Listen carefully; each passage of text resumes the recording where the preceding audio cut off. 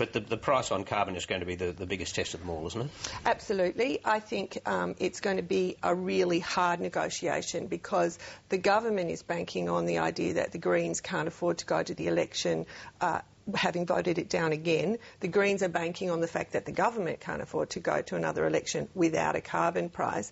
And while they have broad agreement about the model, about having a hybrid model, they have very different ideas about the ambition of the scheme. They might be able to put aside the question of long-term targets by using this hybrid model, but there's still the question of what the starting price is. There's still the question of what industry compensation should be. And interestingly, Julia Gillard said this morning when she was interviewed, she's not going to throw out all the work that was done on industry compensation for that Turnbull-Rudd compromise deal that failed to pass the parliament. Well, the Greens thought that industry compensation was, outrageous rent-seeking by big business. So there's a long way to go before they get it through. And if you were the opposition, you'd take a few minutes in the parliament to take the country through Julia Gillard's various positions on climate change, wouldn't you? Yeah, you would.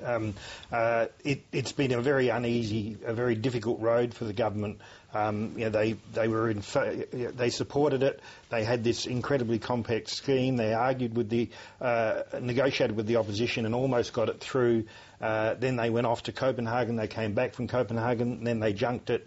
Then she said she'd fix it, although she was very cautious in the way she said she'd fix it.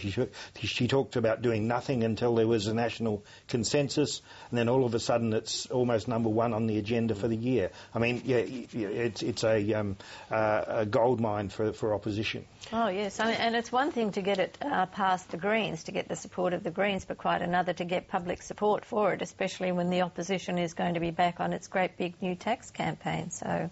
Yeah, but to what extent, though, will the public, the individuals, see it as really affecting them? Will they see it as something that's it's a tussle between government and business? Well, it depends as to how it's sold, and I think last time the government never got up to selling the fact that they were proposing a really big household compensation package which mitigated the effect for most low and middle income households, or the idea that if you just do a couple of things to save energy in your house that don't cost much, you'll be able to avoid a bigger power bill entirely. So there are ways to sell the message which they didn't even start to do last time.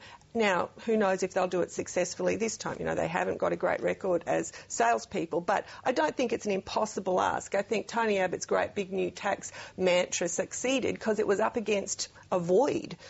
If it's up against a smart sales pitch for a smart design scheme, it could be a different outcome.